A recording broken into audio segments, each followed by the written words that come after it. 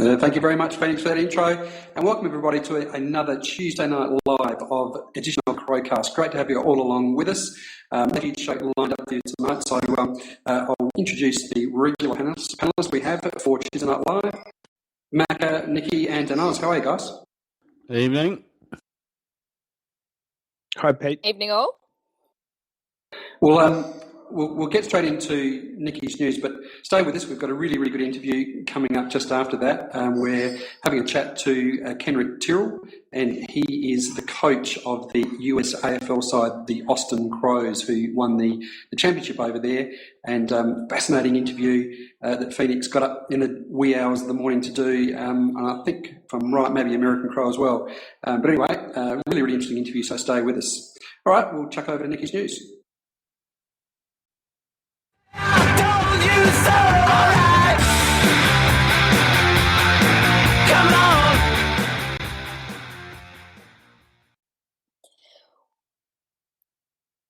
Well, the thing is that Chaplin has announced that he's retiring effective immediately. From understanding is that they've all had little chats with the coach about where they're going with Richmond. So well done on Chaplin on that, on his career. He's actually lasted a lot longer than most people do. And also this weekend is Sam Mitchell's 300th game. And what I found really interesting is there's 5 players this year that are scheduled to play their 300th game. And so Tomo was the third one. We've got Mitchell this week, and the following week is actually going to be Bartel. So I wonder whether Bartel being rested was that they could actually space out so that he didn't have to share his 300th game with Mitchell. Because, yeah, that would go down really well. But, actually, of course, the big thing is the... Oh.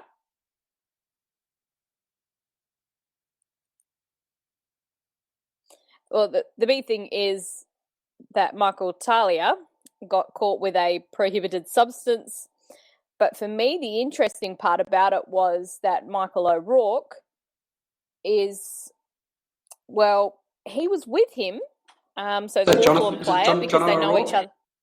Oh, yeah, John O'Rourke. Why did I get? Oh, confused with Michael Talia. You're thinking probably Mickey Rourke from films in the 80s, I reckon, Nikki. There we go. That's what it is.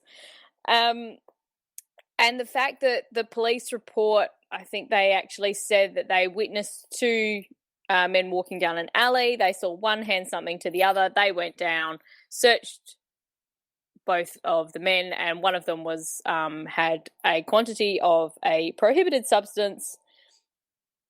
And, so Michael Talia is in the poop.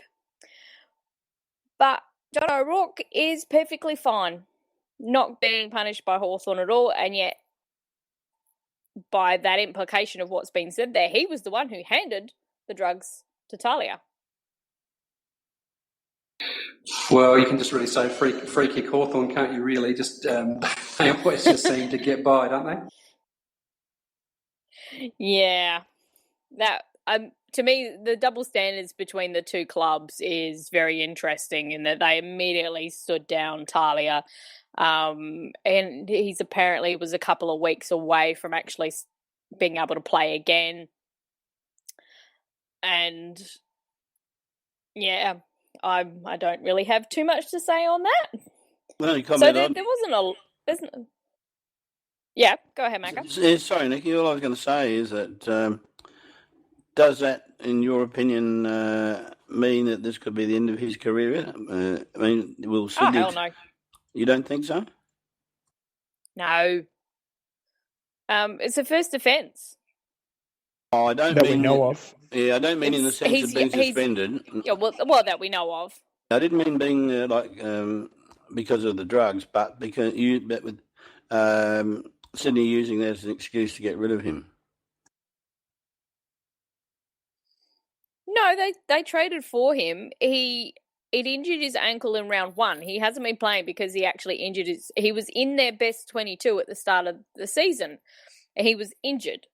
So it's not like he's on the outer or anything else. He's made a stuff up. People make stuff ups. and he's still very young. They don't have a lot of tall defenders. They kind of went after him. So I've seen a lot of those comments from people, oh, his career's over and everything else, and I'm like, why? Well, but isn't this way? If you're a Sam Mitchell or something like that, if you're a real gun, you never get penalised very much for whatever the indiscretion is. But if you're a junior player and perhaps even a marginal player, they always seem to get a greater punishment for any offence that they do.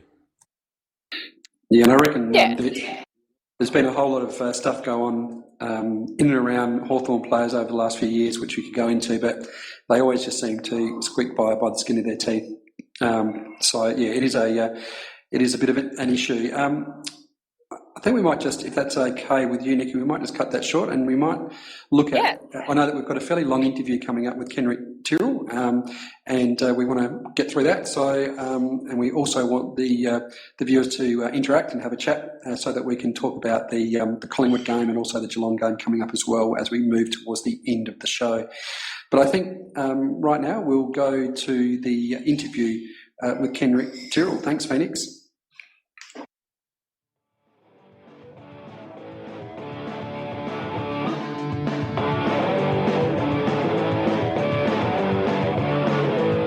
Okay, joining us now from Austin, Texas, we have an ex-local boy, Kenrick Tyrrell, who is the coach of the Austin Crows, who are the current...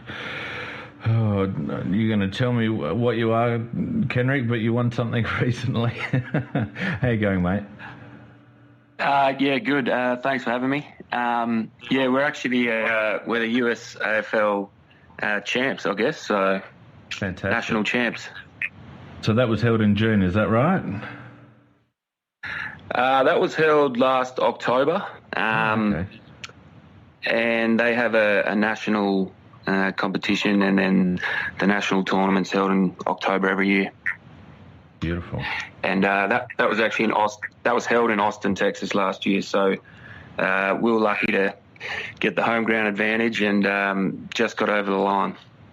Yeah, it was pretty close in the end. We'll go through that in a minute, but I thought before we got to that point, it's something I didn't realise at the time, but it's came to light since we organised to do this interview. You're an ex-Northern Territory / Adelaide boy, is that right? Yeah, that's right. I grew up in the Northern Territory, actually Alice Springs, of all places. And I moved down to Adelaide when I was 19, and started playing footy there with Goody Saints, and then played a few years at Norwood, and then I moved back to Northern Territory and played for a few years with NT Thunder before coming over to the States. Yeah, so I read you initially came down to Adelaide or played with Southern Metro Adelaide in basketball in the under-18s, is that right? In the championships there, and that's where you did your ankle? Yeah, that's right. I'd always played basketball growing up as a junior, and then kind of made the switch over to footy, and never really kicked the footy when I was younger, but started playing as a older teenager going in my 20s, and sort of fell in love with it and never looked back. So you started off with your footy at West Alice Springs, if I'm right, and then you moved down to Goody Saints in Adelaide. What triggered the move down to Adelaide? Well, as you could imagine, Alice Springs is it's not the most exciting place to live. So at that stage of my life, I was definitely looking for a change. And with footy comes a lot of good opportunities. So I wasn't very good back then, but I was tall and could jump a little bit from my basketball background. So I squeezed a spot into the Goodwood Saints amateur side there for a couple of years before going on to Norwood. Yeah, very good. So you played 2 seasons at Goody Saints, if I'm right, and then the Red Leagues picked you up and you played, about 25 games over 2 or 3 seasons there? Yeah, that's right. Had a few injury-plagued seasons at Norwood. Loved my time there. Great club. Actually, I actually played with the Crows skipper, Big Tex Walker. He was he played a few seasons. He was there when I was playing, so that was when he was still really young. But that was good to get a glimpse of his talent at a young age, and obviously he's gone on to do some great things now. So, yeah. Yeah, fantastic. And then you just what happened? You decided to go and join the inaugural NT Thunder team. Is that right? In the what is now the NAFL? Yeah, that's right. I'd spent a fair bit of time in Adelaide, and I'd been doing the SANFL thing for 3 or 4 years, and was kind of ready for a move, and then NT Thunder started their team up. So I relocated to Darwin, and I was actually working for the AFL whilst playing for NT Thunder up there. So that was a really good time of my life, being able to go back to NT and playing the NEFL, which is a really exciting comp and really fun. And you don't have to play in that freezing cold weather where it's raining every week. So I was pretty happy with that. Yeah, it's not a winter spot up there. And if I'm right, did you get another foot injury, which caused you to chuck it in for a while around about 2013? Yeah, I broke my foot in 2012, and it took a really long time to sort of get better, and I'd actually had a reconstruction on that ankle as well. So, it sort of took the fun out of training and playing, I guess, at that level. And I guess I just came to the realisation I couldn't really keep up with those boys anymore, as I couldn't train consistently. So that was kind of tough, but took a couple of years off and went travelling, and then found myself in the States, and now I just sit in the goal square occasionally. I don't have to run much, so that's good for the ankles. Yeah. So I read a little bit saying that the Magpies and the QAFL had picked you up. Did you not end up playing any games for them, the Magpies? That's you've done some good homework there. I'd almost forgotten about that. No, it's funny. I was actually living with a guy named Glenn Humphrey, who was actually the coach of the Western Magpies. And he was an assistant coach at NT Thunder, and he'd moved to Brizzy a year before I left Darwin. I got a transfer with work and moved to Brizzy, and I was actually living with Big Humps. So if you're listening, Humps, I doubt he is, but big thanks for having me for that year under his roof.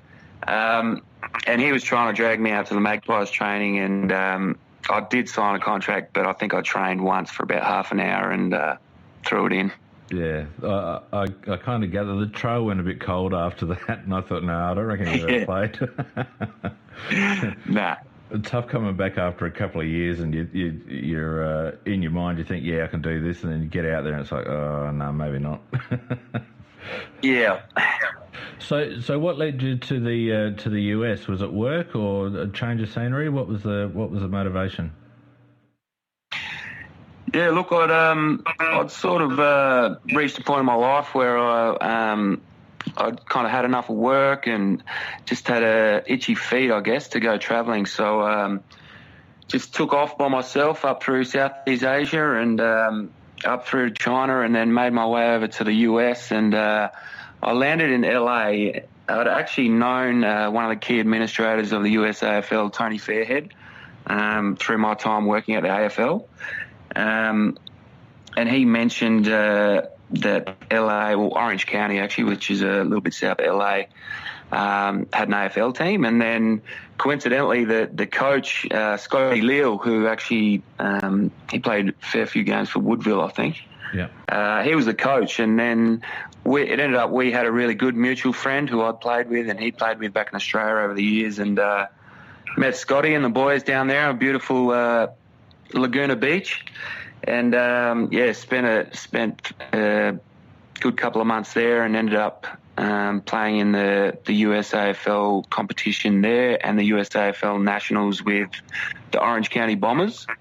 Yeah. And we actually played Austin in a final. That was up in Columbus, Ohio. And I kind of briefly met a few of the Austin guys. And then how the footy world works, it's all a relationship business. And then kind of connected with them again another year later and decided to make the move back to Austin. Beautiful. Now, we've got our own American Crow supporter, Scott, here. He's an interesting fellow who's actually an American native who fell in love with the game via ESPN late night shows. Scott, what's your awareness of the USAFL over there? Well, as I understand it, first of all, welcome, Kenrick. We appreciate you coming on the show. As I understand it, the two big hotbeds right now are Texas, where you are, and also California. If you could give us a little background on the Austin Crows, how they came to be, sort of what league or competition they play in, and give us sort of the general background of that, if you could. Yeah, look, I'll tell you what I know. I think they started up here in Austin in 2002, and it was literally, I think it was two Aussie guys who had a footy, and they went down to the park. Yeah, pretty much, yeah. They went down to beautiful Zilka Park where we train. That's right next to the city. And they gradually just recruited guys and started developing a few Americans, and over time kind of built a team, I guess, over the years. And then I think they had some luck in 2010 and won a Div 3 flag. And then they won a Div 1 flag in 2013. And then obviously we were lucky enough to win again last year. But we play in a local comp throughout the year. It's called, we call it the Texas Cup. And we play against Dallas and Houston mainly, but sometimes some other teams from neighbouring states come in and play as well. And we kind of play sporadically throughout the year. Probably every 2 to 3 weeks we'll have a match in one of those cities, Austin, Dallas or Houston. And in the middle of the year, there's kind of like a conference regional championships. So we're in the Midwest Conference. And then towards the end of the year in October, there's the National Championship, which all of the teams come together and play over a weekend. And I think there's 3 divisions with 8 teams in each division, but you might correct me there, Scott. I'm not entirely sure if that's correct. No, I believe that is accurate. Now, if you could tell us, you sort of mentioned that it's a mixture of expatriate Aussies and Americans. Sort of, if you could tell us how's the mixture on your team? Is it mostly Australians? Is it a half and half? How's the makeup of your squad? Yeah, look, it's really is a mixture of guys from all different backgrounds. We've got some older, really experienced Aussies who've lived here for a long time, are actually really, really good players. We've got some Aussies who played a little at home while they were growing up and are here for different reasons, but are kind of handy over here in these league. And then we've got some Americans who've been playing for a couple of years who are kind of handy and developed really well. And we've also got some Americans that have come out this year that are brand new to the game and kind of fallen in love with it, but are really raw. So it makes for a really cool group of guys. The culture at our club is really good at the moment, but it's definitely a challenge trying to set up trainings and games when you have these guys from all these different backgrounds playing here. But we have some really talented guys. We've actually got the brother of Big Mason Cox, who plays for Collingwood. We've got Nolan Cox, his older brother. Yeah, right. And he's about 6'6" and really athletic, and he's taken to the game, obviously, after seeing his brother make the AFL. So he's coming along really well. we got Lee Montagne's brother-in-law, so he married Lee's sister, Danny. He's quite a handy player. And we've got a couple of really good young guys as well, a couple of Adelaideans who are really handy. The son of Tim May, I don't know if that rings a bell, but the off-spinner. There you go. For his team throughout the 90s. And he actually won our best and fairest last year, so he's got a bit of talent when he decides to come to training. It doesn't sound like Tim May's chip off the old block, that's for sure. Hey, Kenrick, so would you say that it's like if you were to compare it to an Australian local competition, the standard of footy, you're sort of a mid-level amateur league sort of situation, do you think, or a bit more than that? Yeah, look, I'd say that's pretty spot on. We've actually spoken about this a few times. I think at the moment our squad's nearly as good as it's looked for a long time. Obviously, I've only been here for a year, but going off what some of the older guys are saying, we got a really strong side at the moment. That just comes with the numbers. We're getting over 50 guys out to training every week, so I'd say we'd be possibly a B grade side of a Div 1, Div 2 amateur team in Adelaide. Yeah, that's pretty good. It's a weird competition. On any given day, you can have really good patches of footy, and it can look really good, and then it can just kind of all go to shit really fast as well. Now you got to be careful because we're going to promote this on your Facebook page, so you might have some teammates listening, mate. So you better not bag them.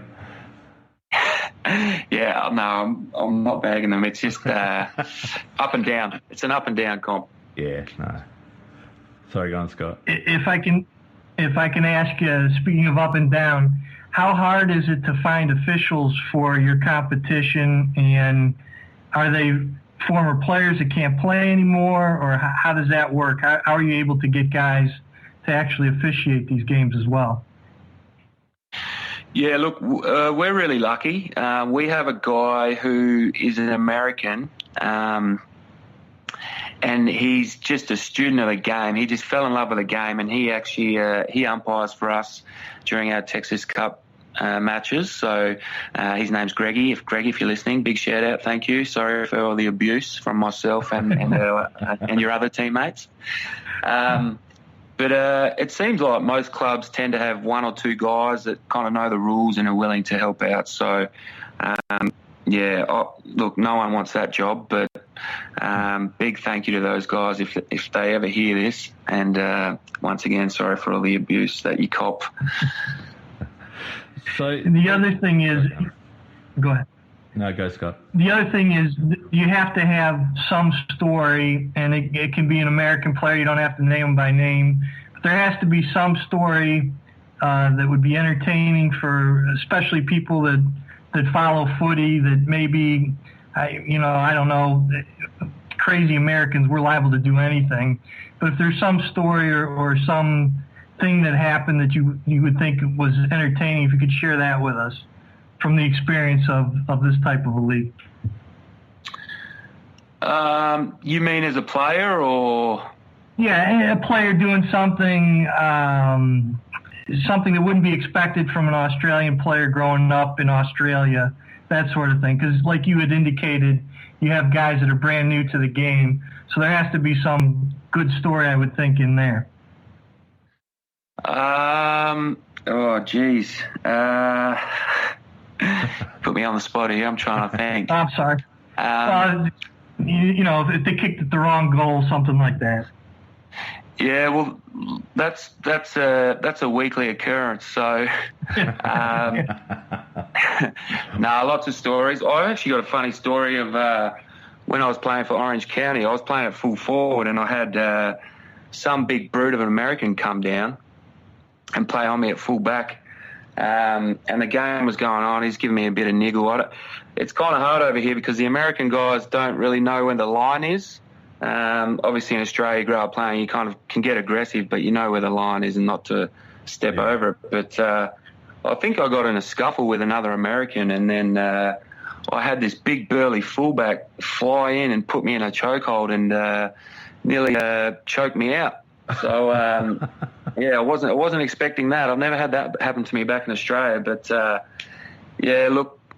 kicking in the wrong direction, arguing with the umpires for not knowing the rules, all sorts of things happen here. But it's a rare comp, but it's very fun and entertaining. I suppose it's a fair point that you make too, that footy's an aggressive sport, and it's, given that it's not like any other sport around the place, and I gather in America there, mostly the NFL and the NBA are very tightly bound by rules, and you don't often see much outside of the rules stuff in NFL, and if it is, it's pretty much a push and a shove, whereas, in Aussie rules, you can go. So I guess, it'd be hard for guys, I guess, from America that are not native to the game to really understand where that aggressive line sits, Kenrick, is that right? Yeah, you're spot on. Especially while they're trying to learn the rules, and it can be very frustrating. Football is a very frustrating game for even guys who've played for 20 years. They still get frustrated with rules and umpires' decisions and interpretations. So you can imagine what it's like for a 25-year-old guy who played maybe some college football, or coming into the game trying to learn the rules and then trying to understand the umpire's decision, and then you've got Aussie guys running past him, bumping him, and they don't really know what to do half the time. But you occasionally see a guy lose his cool, and it takes a little bit to calm him down. Do the Aussie guys, are they sympathetic to the Americans, rawness, or do they take advantage of it and slip in a sledge, or try and manipulate the situation a bit? Yeah, a bit of both. At the start of the year, I guess it's all about development and trying to teach them the rules and the intricacies of positions and stuff like that. But once they sort of get a grasp of how to play and they watch a few games on TV, that's when I guess you can sort of take advantage of them a little bit and every man himself. Expose them. Yeah. And speaking of television, how often are you guys able to watch games? Do you watch games as a team, or is it just more of an individual thing? Because obviously over here, Fox Soccer Channel Plus carries games, Fox Sports 2 carries games, and actually this week the Crows game is going to be on Fox Sports 1. Obviously, some of these games are in the middle of the morning, but do you guys ever get a chance to watch? How does that work? Yeah, we do. We encourage all of our players to stream in, or if they have Fox Sports, to get on and watch games. Obviously, that's a really great way to visualise and get a better understanding of the game. We have certain groups that sort of catch up and watch games, but with the time difference, I guess it's kind of hard to watch it live. So most of the Aussie guys know the scores of the games, and if they're following one of the team, then they either watch it if their team won and they watch the replay, or they don't bother watching it at all. But we definitely encourage all of our guys to watch as much tape as they can and visualise how the game would be played at the highest level. So just don't show them Hawthorn games, because they'll never understand the rules at that point, mate. I'll go for the Swans. So, I watched the replay yesterday, and Cyril got us at the end there, so not too happy with that. But Cyril and Shawnee Burgoyne, and a couple of dodgy 50-metre penalties, mate, that's for sure. Yeah. There's a hashtag going in Australia, a hashtag Free Kick Hawthorn, and generally speaking, during the Hawthorn games, Free Kick Hawthorn trends higher than the actual official AFL hashtag for the game, so it gives you an idea how they're going this year.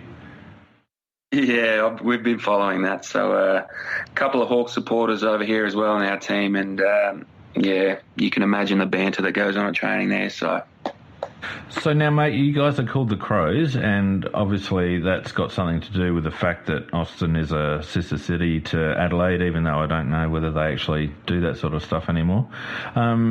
Is there much of an affinity with the Adelaide team, or is there a real mix of teams that people support? Yeah, look, a lot of the new guys definitely go for the Adelaide Crows. Our relationship with the Crows in Adelaide is not too strong. I think there's been some ties there in the past, mainly through our board member Tim May, who obviously has a strong history in South Australian sport. Yeah. But look, we'd love to strengthen that relationship if we could. I think they've helped us out with some jerseys a couple of years ago, and just something like that is, it's probably a small thing for a big club like Adelaide, but to us, that's a really huge thing for us, is to be able to link ourselves to a professional team in Australia, and obviously play with the Crows Guernsey and kind of represent the Crows in that way. So we'd love to strengthen that relationship, but it's easier said than done. Yeah, well, we know people, mate, so you never know. We might be able to set some wheels in motion for you down the track. We'll have a crack at that. But are there any of the clubs over there that have a tighter affiliation with a namesake team or with a particular AFL team? Yeah, look, I think there's a few in a similar position to us. Most of the teams over here are kind of named after an AFL team. And obviously, when they recruit new American players, they sort of become fans of that team back home. So I'm not entirely sure of the relationship. I know I think the Gold Coast Suns might have a connection with Sacramento, or and I think GWS might have a connection with Golden Gate, which is San Francisco, but right. Don't quote me on that. I'm not entirely sure, but I think they're slowly trying to develop the game over here. As far as AFL involvement in that, I'm not sure how that goes. I think we're a pretty self-sufficient league. I know they may help us out with a little bit of a budget, but obviously after playing in this league for a couple of years, I'd love to see some more involvement from AFL and AFL clubs. And speaking of growing the game, that leads me to this question. You're obviously in a unique position because you've been over here, but you also know from your time in Australia at least how the developmental leagues function. You're in a college town, Austin. So I'm curious to know if any of the people at Texas or any of the surrounding schools in Dallas and in Houston, if at the club level in college there's been any interest or any growth there. Yeah, look, we look at that as one of our key recruiting pools is the athletes coming out of the college system. Obviously, the University of Texas is based in Austin. We don't have any professional American sporting teams in this city, but I think UT or University of Texas is highly regarded as one of the best colleges in Texas. Correct me if I'm wrong there, Scotty, but no, that is absolutely right. Yeah, look, it's a huge college town, so we definitely have in our minds that we want to recruit these kind of freak athletes coming out of the college system. But again, it's kind of it's easier said than done. It's not always that easy. Right at the minute, we're playing what we call our Metro Comp, which is basically our squad of 55 to 60 guys. We all split into 4 teams, and we name each team after one of our club sponsors. So we play that on Tuesday nights now. It's going for 6 weeks, and it's kind of a 12-a-side deal where we play at Zilker Park, which is right near the city and kind of close to University of Texas. And definitely our aim is to try and get as many key quality recruits, whether they're athletes of the college system or not in the college system, down to this local competition. And then we really look to build our 2 sides going into nationals. We're hoping we'll definitely field a Div 1 side, and we're hoping to have a really strong Div 3 side going to nationals this year as well. Do you feel that that you're going to be able to make inroads? Because I know, and it's a different sport, but rugby started at the high school level in small clubs. It wasn't played by high schools, which mostly played football. And being down in Texas, you're familiar with that.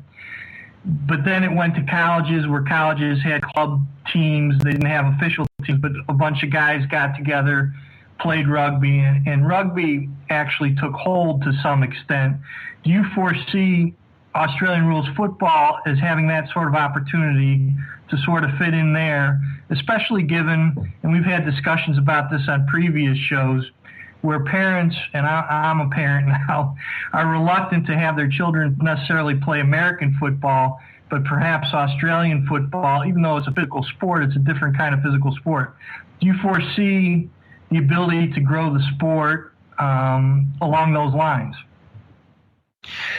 Yeah, look, I do. It's hard to put a timeline on it. I hope it happens down the track. Obviously, rugby is a world game and would have had a base here for many years, or when I say here, I mean in the States, even if it was at the amateur level.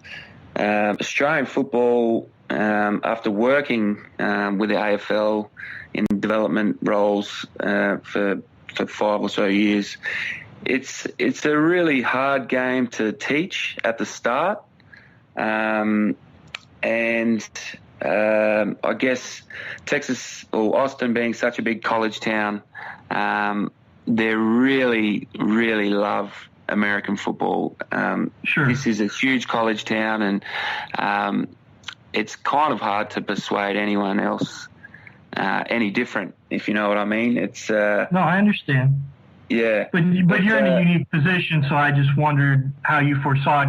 Aside from Texas, it appears to me, and you can correct me if I'm wrong, but obviously California is another hotbed. And the advantage California has is, like you had mentioned, a lot of times it's because of the time difference, not able to watch games live. But in California, some of these games are on 8 at 9 o'clock at night, West Coast time. So I think that's also another hotbed of at least teams that can play, correct? Yeah, definitely. And people seeing it on TV is a huge thing. Obviously, AFL is probably the most grueling sport as an athlete, I would say. Maybe the most physically demanding sport outside of maybe UFC or a sport like that. But once these Americans kind of see it on TV, they're captivated by it, and that can sort of be a recruitment tool in itself.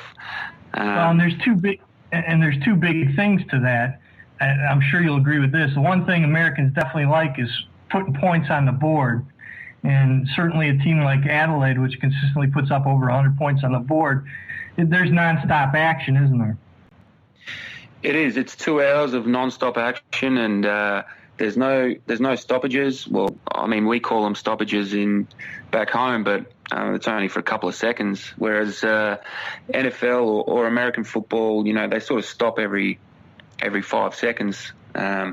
So, look, it's definitely a very appealing sport to people who give it the chance over here. I know in my workplace, I'm the only Australian there, and they sort of always ask me, what's AFL? What's AFL? What is Australian football? Is it soccer? Is it rugby? Every Australian says they play Australian football over here. That's the first 2 things they get asked. Oh, is it soccer? No, it's not soccer. So it's rugby? No, it's not rugby. And then, you could spend half an hour trying to explain the game, but there's some really good YouTube clips out there which explain the game on the sort of from an American's view. And I know the people I've introduced to Aussie rules football, they all think we're batshit crazy, and they think it's the most craziest sport they've ever seen. But definitely enjoyable to watch, and it's a shame for the time difference. It'd be really good to be able to see some games at a reasonable hour over here, because I think we'd get a lot more people involved. Yeah. And I agree with you, and that's why I think the West Coast obviously probably would be one of the prime locations to start to grow the game over here. It is, and just a side note to that, I mean, the AFL as an entity, I guess they put a lot of funds and resources into the combine over here, which happens, I think it happens in LA once a year, and they really, I guess, headhunt key athletes or tall and big athletes, and they invite the really freak athletes to those combines, which is good, and it gives opportunity to guys like Mason, who's played quite a lot of AFL this year and has been a really great success story. But I'm not sure how much time and funds and resources they actually put into this league over here. And look, AFL's a huge has a huge revenue these days, so I think they could do a little bit more as far as that goes, putting a little bit more back into the league over here. I was going to actually ask you about the combine, because to me it seems like a completely separate operation to your league, and you've confirmed that. And you're right, they do tend to headhunt on a physical specimen level rather than any sort of previous football background or anything like that through playing in a league such as yours. And it does actually surprise me that you're saying that the AFL and even clubs like the Crows, for that matter, don't really have a lot of input or haven't put a lot back into the league over there. And I'm sure that certainly with the Crows, I reckon that their Twitter feed might have acknowledged your flag at some point there over the last couple of months, but it does actually surprise me that there isn't more involvement at the Crows. Yeah, and look, it's a really good recruiting ground over here. I mean, Mason's brother Nolan, he's a little bit older, he's 28, but look, he's 6'6", and he can jump over small buildings. His hands are awesome. His kicking's come along so well. He could legitimately play Div 1 amateurs in Adelaide after playing for just a year, and could probably push for an SNFL spot if he had the chance and it had the consistent training over a period of time. So, look, we have Austin's a great city. We have lots of great athletes come through, and obviously there's lots of great athletes coming out of the college system, and it's only a matter of time before our club becomes super competitive and filled with these great athletes, whether it's in the next couple of years or 5 years or 10 years. But we'd really love to strengthen the relationship, whether it's with the AFL or with the Adelaide Crows. I mean, we'd love to start with the Adelaide Crows, and potentially they could use this as a recruiting ground, and perhaps even come over and have a look at this city. Anyone who knows Texas knows that Austin's a very unique city, and it's a really fun city, and most people who come here never want to leave. I mean, that's what happened to me. I stayed here for a week, and I said, I'm not leaving this place, and I did everything I could to try and work my visa, and I'm so grateful that I got that. And now I'm here sort of for the next couple of years, so couldn't be happier. And if you know any connections out there with the Adelaide Crows, I actually I played in a premiership with Bungie McLeod up at NT Thunder. He had a little cameo appearance up there for a few games with us the year we won it in 2011. Mate, and he was one of my, when I took over the coaching gig, he was my first recruit. But unfortunately, he's busy and got family, and his playing days might almost be behind him. I won't say they are behind him, but yeah, we'd love to set up some type of exchange program, I guess, or use the Austin Crows as a potential recruiting pool for the Crows back in Adelaide. Well, and the other thing you don't have to worry about in Austin is playing in the cold, freezing rain, correct? Exactly. We actually have the opposite problem. So exactly. It's daylight savings here, and at 8 o'clock at night, it's still nearly 100 degrees, which is close to 40 degrees Celsius. And yeah, we almost have the opposite problem where it's almost gets too hot to play. Yeah, I believe you. Well, mate, it's been great talking to you. Very fascinating. I do just want to touch on just briefly before we wind it up. Your work outside of footy, if I'm right in saying you're currently working in a community service type role with, is it Marathon for Kids? Yeah, so I work for a non-profit called Marathon Kids. I guess they were designed roughly 20 years ago to sort of give kids the tools and resources they need to increase their physical activity through the vehicle of running and running clubs. The 2 days after I started, we partnered up with Nike on a 2-year partnership there, and look, it's really taken off. We kind of act as Nike's global youth running program now, and but we still have that non-profit kind of feel, so kind of work as Nike's philanthropy branch, I guess you could say. And obviously with the current health issues of the youth today, with the weight issues and obesity and things like that, a really worthwhile cause, and I couldn't be happier working for this really cool non-profit in Austin. A really great thing. Check out the website if you can. It won't be long before they're in Australia and the rest of the world, so look out. Oh, fantastic, mate. Look, as I said, it's been a fascinating chat, mate. I really appreciate you coming on and having a crack on the Crowcast.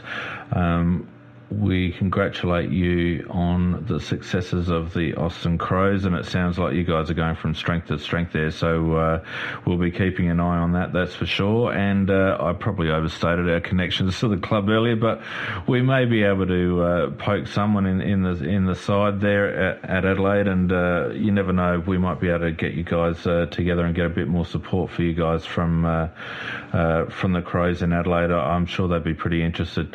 So look, mate, thanks for joining us. What is it, Friday night there, isn't it? So you're about to hit the piss, are you? You could be right there. Yeah. Not too far off. Yeah, mate, I'll let you to it. Thanks, Scotty, for joining us as well. Thank you. Thanks, Kenrick. We appreciate it. Thanks, boys. Appreciate it.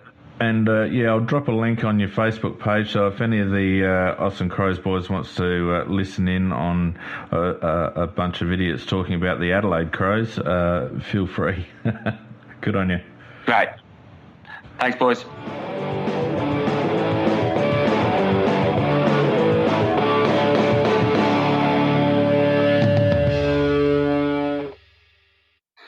That was an absolutely fascinating interview, Phoenix. You've done a huge job there. I'm sure that all the listeners out there, and just looking at some of the messages that we've been getting in, a lot of interest out there. So well done, mate. That was terrific. And for me, it was what Phoenix raised at the end was really interesting. Well, about how the AFL aren't really supporting the US AFL at all. That combine is run separately. Yeah, there's a lot of interesting issues that are worth exploring, I think, and no doubt that we will in the coming weeks. All right, we are now down to just a few comments on the Collingwood and Geelong games, and then we'll look towards wrapping it up. So we'll swing into a bit of a look at the Collingwood highlights.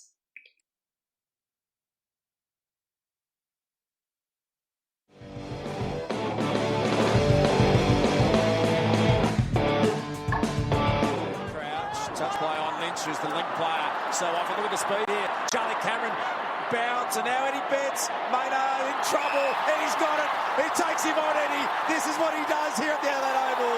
And what a perfect start for that man. Eddie gets the first goal. And already tonight, it's almost as if you wish, if you're a Collingwood fan, they had a sweeper on the goal square, because they're over the back. And again, this one hacked forward. It's going to dribble through. I think it might have been Lions. It was. The Crows have kicked 4 in a row. Cloak banged it on the boot inside 50. Here's Henderson, quickly runs away. Inverted torque, beautiful down the throat of McGovern. He can get it and go. Gee, I thought Tex might have gone over the top. He came at the footy. Have a look at Lynch outside here. Tex, a beautifully weighted kick. Lynch into the open space. Steadies, drills the ball low. And they've kicked 5 goals in a row in 17 minutes. With a big bit of hand candy, goes inside. Here's Jacobs, got the Dukes out. Betts, what a front and centre, what a goal. Eddie, just class. Crows have got numbers. Brodie Smith, Scotty Thompson, game number 300. Launching, Tex Walker, front and centre Lynch.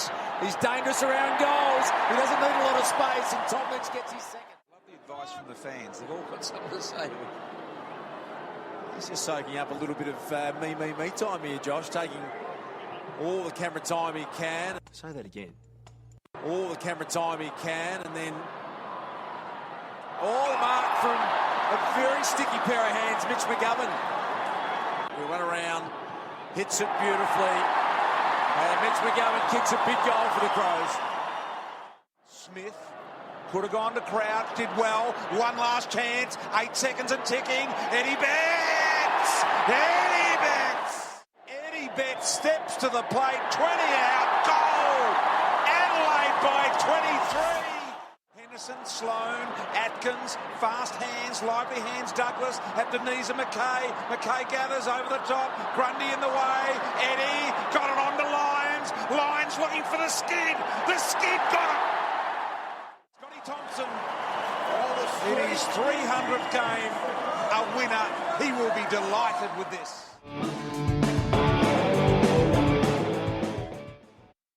Thanks for your work there, Phoenix, putting those together. So some quick thoughts on the Collingwood game and also how we think we'll go against Geelong. I rather liked the game in the sense that it was a game of several stages. We started off at a very lightning pace and got 5 on the board very quickly. Their coach reacted to that and they changed their approach to it. At times they were trying to handball their way through, and at times they were trying to kick their way through. But what I did like about it, our defence was very, very good. Our forward line worked under the conditions which they'd created, which was quite at times a crowded forward line. But every time we got an opportunity to get over the top, we did score from that. Also, in terms of the form of players, there's 2 I would like to mention. Brad Crouch, I thought he's Brad Crouch. He's right back to being at his very, very best. And it was nice to see Smith return back to top form. They were the 2 that really stood out for me. And on the other end, I think you can say that McKay's pretty much a lock to be out for Laird. I think Henderson probably did enough to keep his spot, and just trying to work out who goes out for Brown if he's fit. It's probably the biggest query that the club's got. Well, Phoenix and I said Henderson.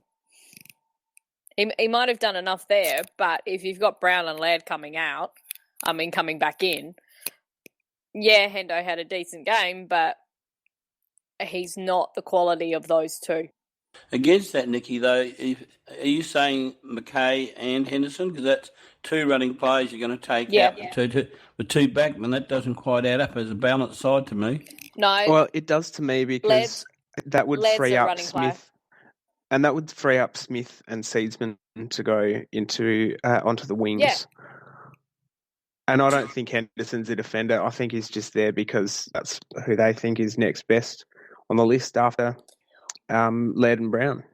Yeah, but when Laird and Brown were in the side, Hendo never played in the backlines. No, but not on Saturday night. He was entirely on the wing. Yep. Well, I was sitting in the pocket, and Henderson was in my pocket for half the game. Yeah, so I'm not sure what you mean. I think I'd have to differ with you too, Nicky. That's our wingman that drops back a bit. He was playing more that role. Seedsman was playing entirely as a backman. He never went on the wing at all. Henderson did. McKay was on the wing and occasionally will drop back down onto that half-back line, but that's where we often structure our running wingman from. Can I just ding, ding, ding that little bust up? We were actually trying to have a chat about the Collingwood game and what we thought of that game. We'll get on to selection for the Geelong game. Just a couple of thoughts on the Collingwood game. Thought we were terrific. A lot of pressure, a lot of good play from Collingwood. I thought they played really, really well. Trelaw was fantastic. Taylor was fantastic. Sorry, Taylor Adams was fantastic. Really loved that young kid Sinclair in the back line as well. Gave him a lot of run, a lot of dash. They were a really good side, I thought, on Saturday night. A lot of pressure around the ball. Once again, we just seemed to be able to withstand that, and we just seemed to be able to find ways to win.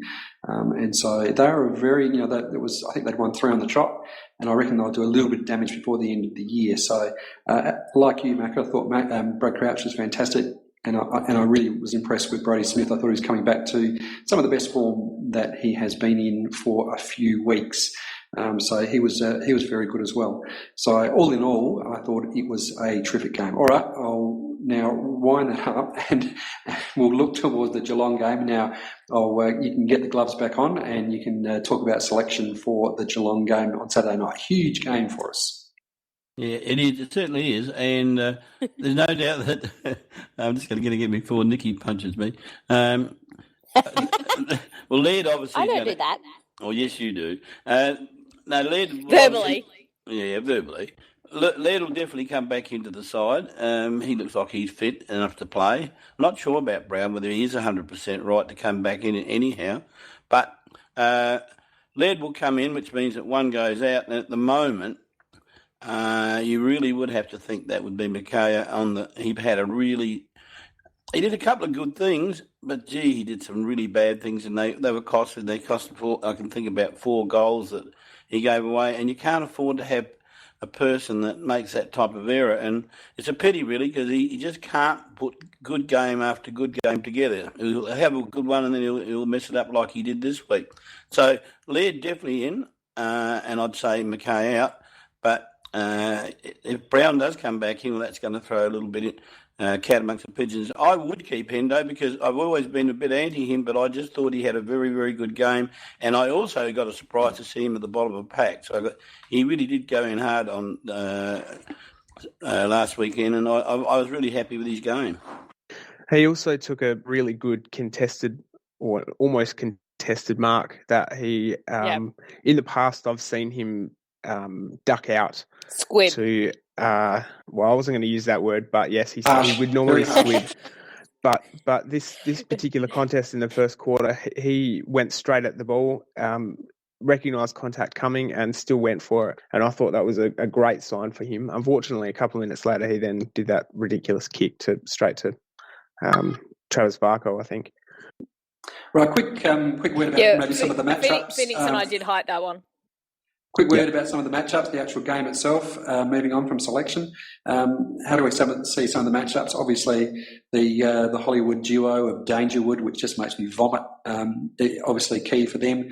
How do we pull back a 26-point loss a few weeks ago at Adelaide Oval and turn that around into a win on Saturday night? When if you go back to that game when we played them here at Adelaide Oval, on that night, Sloane went head-to-head with Dangerfield, and they both had quite a number of possessions, but it was not so much their main men that caused the damage that time. It was the lesser lights of their midfield that got Guthrie and Motlop. I think they were the two that carved us up that night. And Guthrie, he played out of his skin that night. And I think the key to us is if we can actually at least break even in the midfield, I believe we've got a better forward line than them, and we can win the game if we can do that. And the idea is definitely Selwood, I think, is more damaging than Dangerfield. And the other concern about Danger, of course, is when he goes forward, who would stand him? Yeah, Cheney. Yeah, Cheney did a really good job. Cheney did it when he was out forward in the Adelaide Oval game. He did a terrific job. Yeah. So I think that's an easy matchup for us.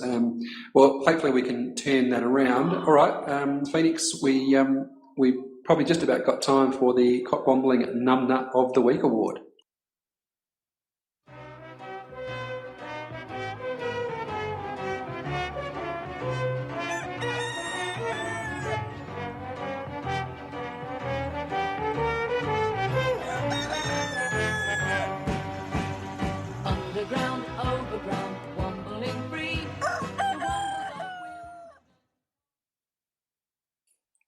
I still love that song. Now, whilst any other week Hayden Kennedy would probably get the Cockwombling Numbnut of the Week award for his absolutely ridiculous excuses and I'm trying to find polite words to blatant lies as to what the rule actually is to defend the Ferrito deliberate. I mean, yeah, he did it deliberately, but guess what? It's not in the rules anything that you said, Hayden Kennedy, but he doesn't win. What actually wins this week is the Port Adelaide Football Club Twitter account. They put a picture up, which they since deleted, I think, once they realised the mess they got themselves into. They had their captain's run. They had a fan down there who decided he had too many signatures on his top. He had a hubcap and he thought he'd get that signed. Well, the club thought that was really good. They took a photo of it and did the explanation of he had too many, he had no space on his Guernsey, so he got his hubcap signed.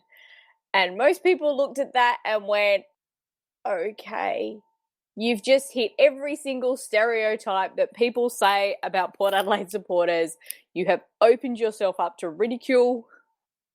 It gave us all on the board a lot of laughs. That's beautiful. And the fact is, they're sponsored by Renault. He had a Holden hubcap in his hands. So if you're going to give him a hubcap to get signed, at least make it a Renault, your sponsor. And then I think it was only up for maybe an hour or two, and then they deleted it. Nikki, if you're going to nominate anybody that's got anything to do with the Port Adelaide Football Club for any kind of numbnut award, you know that you're going to get my vote. Seconded, yeah. Yeah, I thought you'd appreciate it. That's why I did not even put a post up about it. And shh, Phoenix, we're not talking about the bomb this week. Don't mention the bomb. Don't mention the bomb. It's like, don't mention the Germans. Don't mention the war. Yeah, it was just too obvious. That was just the height of stupidity. Whoever is in charge of their Twitter account just did not think. So they get it. So we're going to, what do you reckon? I mean, the whole Hayden Kennedy thing, that was pretty ridiculous, but gee, hard to go past the Port Adelaide meet because, the Port Adelaide media machine just drive us all up the wall, really, don't they? Yeah. And they did it early. It was on a Thursday. They got in early and nothing was able to beat them. Not even Hayden Kennedy just talking out of his ass. I love it. All right, Nikki, I'm happy to go with that. What do you think, guys? Yeah, but I would like to give Hayden Kennedy an honorary mention, though, because, he was defending... He can have the Luke Beveridge Award? He can have the Luke Beveridge Award, which is defending the indefensible and lying and being contradictory, and et cetera. He was just talking rubbish. But, but it's very hard to beat a Port Adelaide supporter with a hubcap. That is very hard to beat. I think we have a winner.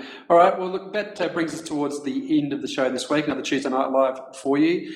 Sorry, it's been a bit of an abbreviated version, but I'm sure you'll all agree with me that it was a fascinating interview with Kenrick Tyrrell, and it was worth every minute to find out what's going on over there in the US. He was a terrific listen, and Phoenix, congratulations once again. Did a really, really good job on that interview, mate. Very impressive. So, Nikki, Danoz and Macca, thanks very much for joining us this evening. Pleasure. Yeah, it was good stuff. Thanks. And Phoenix, thanks as always. As always for your tech support behind the scenes. Do a great job. Thanks, mate. That's it for now. Don't forget the previous show on Thursday night with Scorpus, and we'll be back again on Sunday night for a review of the Geelong game, the huge game down there at School Stadium, and Tuesday Night Live again next week. Thanks very much for joining us. Bye. Night all. See ya.